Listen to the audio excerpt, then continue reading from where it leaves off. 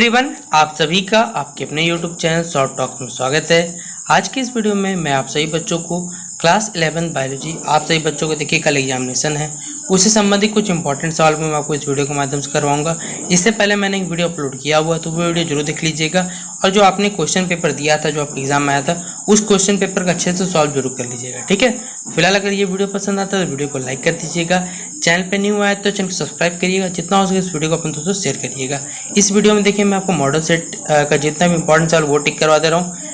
मेरी थोड़ी तबियत ठीक हो जाने पे मैं आपको जल्द से जल्द जितना भी देखिए चैप्टर वाइज आपका इंपॉर्टेंट क्वेश्चन है, जो एग्जीक्यूटिव में से मैंने आपको फर्स्ट वीडियो में बताया था, उस तरह सारा का सारा आपको करवा दिया जाएगा, ठीक है। तो फिलहाल वीडियो अगर पसंद आता है तो लाइक कर दीजिएगा, क्योंकि ये सारा का सारा सवाल मॉडल सेट का इंपॉर्टेंट सवाल जो आपके एग्जाम में आ सकता है, ठीक है। देखिए तो पहला वीडियो शुरू करते हैं। देखिए पहला पूछा जाएगा, और ये हिंदी इंग्लिश दोनों लैंग्वेज में, तो ऑब्जेक्टिव से कोई फर्क नहीं पड़ता, ठीक है, क्योंकि हिंदी के दोनों में रहता है यहाँ पर।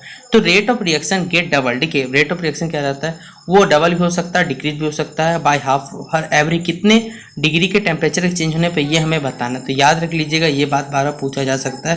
तो इसका आंसर क्या होगा, वो 10 डिग्री सेल्सियस होगा। 10 डिग्री तापमान पे क्या हो सकता है, जो या तो हमारा अभिक्रिया यानी रेट ऑफ रिएक्शन वो दर या तो दुगनी हो सकता है, या पहले से भी क्या आधा हो जाएगा ये रेट ऑफ रिएक्शन। कितना डिग्री टेम्परेचर पे, तो 10 डिग्री सेल्सियस पे, ठीक है। इसमें से देखिए प्यूरिन का क्या एग्जांपल हमें बताना है, ठीक है।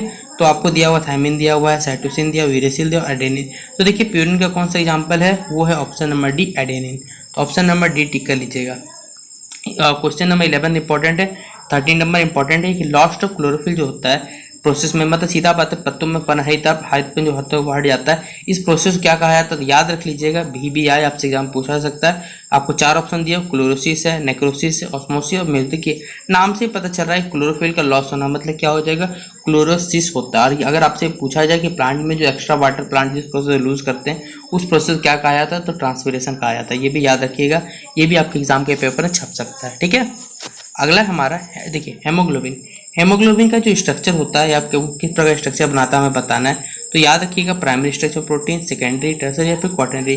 तो किस प्रकार का स्ट्रक्चर बनाता है, तो वो बनाता है क्वाटरनरी, मतलब प्रोटीन की चतुष्टक संरचना, हिंदी में जिसे आप सही बच्चे हिंदी माध्यम जो में वो कहला सकते हैं।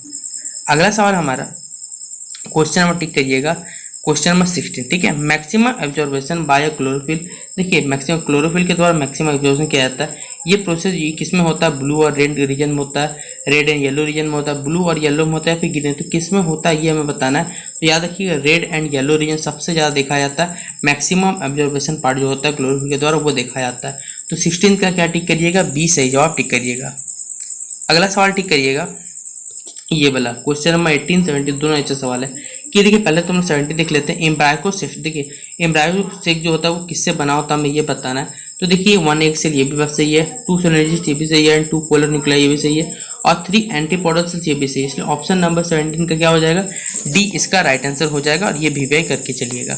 देखिए अगला पूछा, इनमें से कौन सा कलरलेस प्लास्टिड है। तो याद रखिएगा, ये सवाल बार भी जब भी पूछा जाएगा तो ल्यूकोपेस्ट को क्या जाता है, कलरलेस प्लास्टिड कहा भी जाता है, या फिर ये ल्यूकोप्लास्ट का है, ठीक है। और इसी का पार्ट क्या होता है, एलिडोप्लास्ट होता है, लेकिन हम लोग इसे टिक नहीं करेंगे क्योंकि ल्यूकोप्लास्ट है। अगर ऑप्शन नहीं देता तो एलिडोप्लास्ट हो सकता था, ठीक है, इस बात को याद रखिएगा।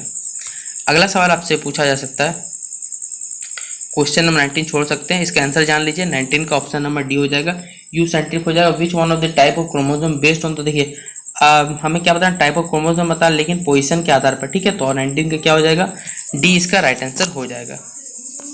अगला सवाल हमसे ये वाला भी कि सनलाइट इज, देखिए सनलाइट एसेंशियल है फोटोसिंथेसिस प्रोसेस, आपको मालूम होगा, लेकिन ये सबसे पहले किसके द्वारा डेमोन्स्ट्रेट में दर्शाया गया था या बताया गया था, ये हमें बताना है। तो याद रखिए सबसे पहले किसके द्वारा बताया हुआ था, तो इंजन हाउस के द्वारा ये बताया हुआ था। तो 20 का क्या हो जाएगा, ऑप्शन नंबर ए इसका राइट आंसर हो जाएगा।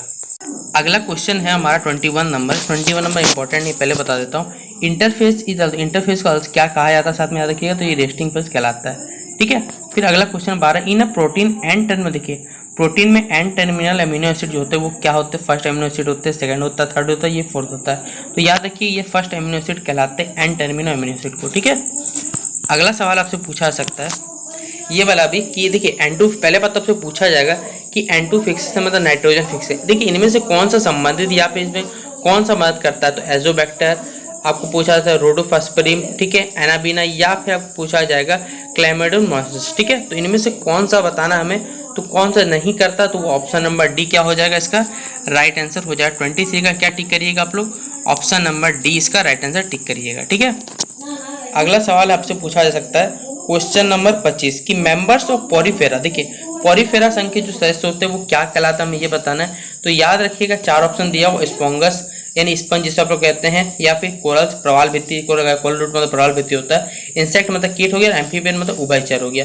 तो कौन सा ये कहलाता है ये हमें बताना है। ठीक है, तो इसका राइट आंसर क्या हो जाएगा, ऑप्शन नंबर स्पॉन्जिस या फिर स्पंज जिसे आप लोग कह सकते हैं। ठीक है, अगला सवाल, ये तो आप लोग बचपन से पढ़ते आ रहे हैं। मैंने पिछले वीडियो में बताया था कि अलगी और फंगाई के जो एसोसिएशन होता है और इन दोनों के बीच में कौन सा एसोसिएशन होता है, तो अगर पूछा जाएगा तो सिम्बायोसिस रिलेशन या फिर सिम्बायोटिक रिलेशन जिसे आप लोग हिंदी में कह सकते हैं सहजीवी संबंध कहा गया दोनों बीच में होता है। और इन दोनों के देखिए सहजीवी संबंध के कारण क्या होता है, लीचन का क्या होता है, निर्माण होता है। ये बात आपको मालूम होगी। तो ऑप्शन नंबर क्या हो जाएगा, बी। और लीचन का हम लोग क्या इस्तेमाल करते हैं कि कोई भी चीज एसिडिक है या फिर बेसिक है, लीचन से हम लोग लिटमस पेपर बनाते हैं। ठीक है, इसलिए इसका ये इंपॉर्टेंट क्वेश्चन है। ठीक है, अगला है हमारा कि on the basis of shape. देखिए शेप के आधार पर बताना है इनमें से कौन सा बैक्टीरिया नहीं, कोकस है, स्पिरुलिनम है, कौन सेट। देखिए तो ये कौन सेट मतलब हो गया आकार का बात बताया, ना कि ये कोई प्रकार का बैक्टीरिया है, क्योंकि कौन सेट मतलब शंकु प्रकार का आकार हो गया, तो ये तो कोई होगा नहीं, सीधा बात है। इसलिए 27 का क्या हो जाएगा, सी इसका राइट आंसर हो जाएगा। ठीक है, अगला क्वेश्चन टिक करिएगा आप लोग, क्वेश्चन नंबर 29। ठीक है, प्रोटीन कोट ऑफ वायरस। ठीक है, वायरस का जो प्रोटीन कोट होता है वो क्या कहलाता है हमें ये बताना। तो याद रखिएगा 4 ऑप्शन दिए, वायरस है आपको दिया हुआ है, माइक्रोबाइंड दिया हुआ, प्लाज्मिड दिया, कैप्सिड दिया हुआ है। तो ये क्या हो जाएगा, ऑप्शन नंबर क्या हो जाएगा, डी इसका राइट आंसर क्या हो जाएगा, कैप्सिड इसका राइट आंसर हो। ठीक है, कैप्सिड ऑप्शन नंबर डी।